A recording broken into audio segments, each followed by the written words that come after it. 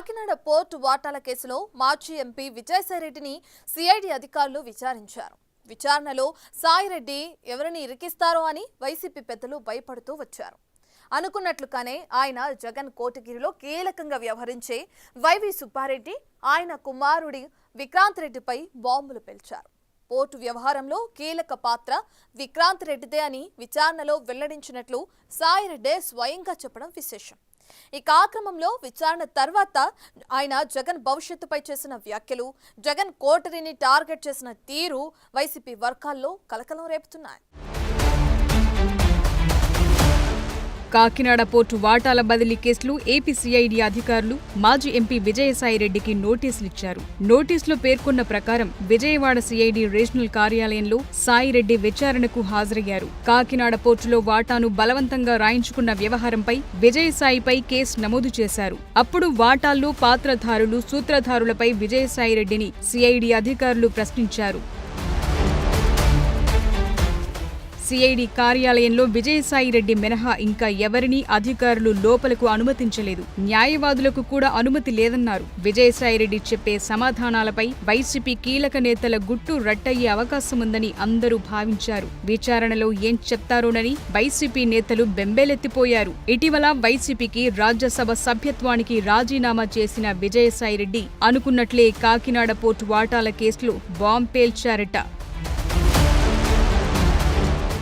Kakinada seaport private limited అధిపతి కేవీ రావును బెదిరించి అక్రమంగా వాటాలను తీసుకున్నారన్న అభియోగాలతో విజయసాయిపై కేసు నమోదైంది. కేవీ రావు ఫిర్యాదుపై కేసు నమోదు చేసిన సిఐడి వైసీపీ నేత సుబ్బారెడ్డి కుమారుడు వైవి విక్రాంత్ రెడ్డితో పాటు విజయసాయిపైన కేసు నమోదు చేశారు. ఈ కేసులో A1 గా విక్రాంత్ రెడ్డి, విజయసాయిరెడ్డిని A2 గా, శరత్ చంద్రారెడ్డి A3 గా ఉన్నారు. ఈ కేసులో ఈడీ కూడా కొన్నాళ్ల కిందట విజయసాయిని విచారించింది. తాజాగా సిఐడి విచారణలో కేవీ రావుతో వైవి సుబ్బారెడ్డికి ఉన్న సాన్నిహిత్యాన్ని వివరించారట. వైవి విక్రాంత్ రెడ్డిని కేవీ రావుకి తాను పరిచయం చేశానని వస్తున్న ఆరోపణల్లో నిజం లేదని, ఈ కేసులో కర్త, కర్మ, క్రియ విక్రాంత్ రెడ్డేనని తేల్చి చెప్పారట. ఆ విషయాన్ని విచారణ తరువాత సాయిరెడ్డి స్వయంగా మీడియాకు వివరించి వైసీపీ నేతల్ని ఉలిక్కి పడేలా చేశారు. వైవి సుబ్బారెడ్డి గారు, కేవీ రావు గారు అత్యంత ఆప్త మిత్రులు. నేను విక్రాంత్ రెడ్డిని కేవీ రావుకి పరిచయం చేయాల్సినటువంటి అవసరమే లేదు. సుబ్బారెడ్డి గారు ఎప్పుడు అమెరికా వెళ్ళినా కూడా కాలిఫోర్నియాలో కేవీ రావుకు ఉన్నటువంటి ఒక రాజభవనంలో నివసిస్తారు. అలాంటప్పుడు నేను విక్రాంత్ రెడ్డిని కేవీ రావుకి పరిచయం చేయాల్సిన అవసరం లేదు.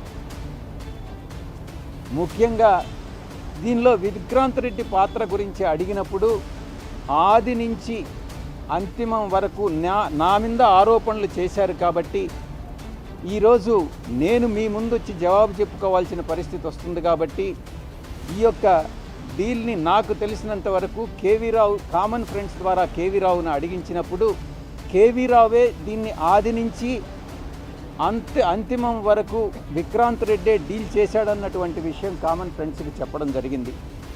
ఆ విషయాన్నే నేను సిఐడి వారికి చెప్పాను. ఈ సందర్భంగా వైసీపీకి రాజీనామా చేయటంపై విజయసాయిరెడ్డి కీలక వ్యాఖ్యలు చేశారు. జగన్ చుట్టూ కోటరీ ఉందని, ఆ కోటరీ వల్లే ఆయనకు తాను దూరమైనట్లు మాజీ ఎంపీ పేర్కొన్నారు. జగన్ మనసులో స్థానం లేదని తెలిసాక తన మనసు విరిగిపోయిందన్నారు. అందుకే పార్టీ నుంచి వెళ్లిపోతున్నానని జగన్ కు చెప్పినట్లు సాయిరెడ్డి పేర్కొన్నారు. కోటరీ నుంచి బయటపడితేనే జగన్ కు భవిష్యత్తుంటుందని స్పష్టం చేశారు. జగన్ ను కలవాలంటే ఈ కోటరీకి లాభం చేకూర్చాలని తీవ్ర విమర్శలు చేశారు. ఇప్పుడు కూడా పార్టీ నుంచి వచ్చిన తర్వాత జగన్మోహన్ రెడ్డి బాగుండాలనే కోరుకుంటున్నాను. కానీ ఈ యొక్క ద్వితీయ శ్రేణి నాయకత్వం, వాటిని ఏమంటారు, వీళ్ళు చుట్టూ ఉండేటటువంటి వాళ్ళని కోటరీ.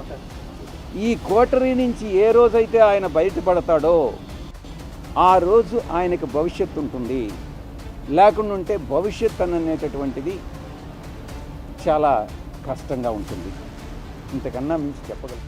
జగన్ కోటరీని ద్వితీయ శ్రేణి నాయకులతో పోల్చిన సాయిరెడ్డి ఆ ద్వితీయ శ్రేణి నేతలే తనకు జగన్కు మధ్య అభిప్రాయ భేదాలు సృష్టించి జగన్మోహన్ రెడ్డి మనసు విరిచే ప్రయత్నం చేసి విజయం సాధించారని సాయిరెడ్డి ఆరోపిస్తున్నారు.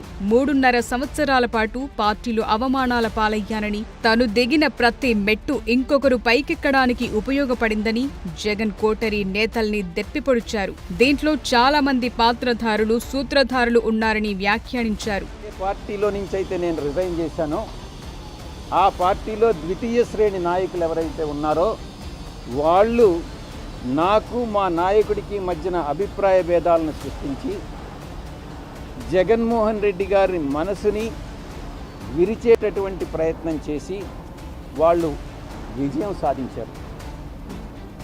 3.5 సంవత్సరం పాటు అవమానాలకు పాలై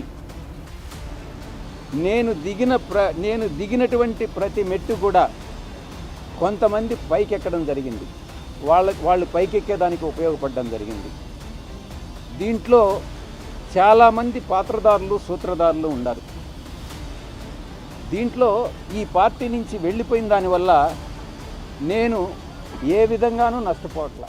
జగన్ అధికారంలోకి వచ్చిన తొలినాళ్లలో కూడా విజయసాయిరెడ్డి వైసీపీలో నంబర్ 2గా వెలుగొందారు. పార్టీతో పాటు ప్రభుత్వ వ్యవహారాల్లో కూడా చక్రం తిప్పారు. అయితే ఎప్పుడైతే సజ్జల రామకృష్ణారెడ్డికి ప్రాధాన్యత పెరిగిందో జగన్ ఆయన్ను పక్కన పెడుతూ వచ్చారు. సజ్జలతో పాటు వైవి సుబ్బారెడ్డి, పెద్దిరెడ్డి రామచంద్రారెడ్డిల మాటే జగన్ దగ్గర చెల్లుబాటయ్యేదంటారు.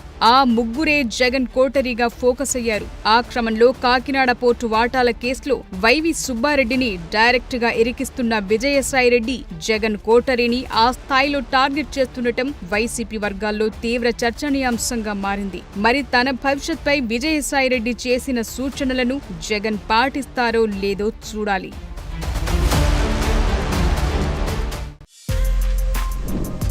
For more videos like this, subscribe Big TV channel.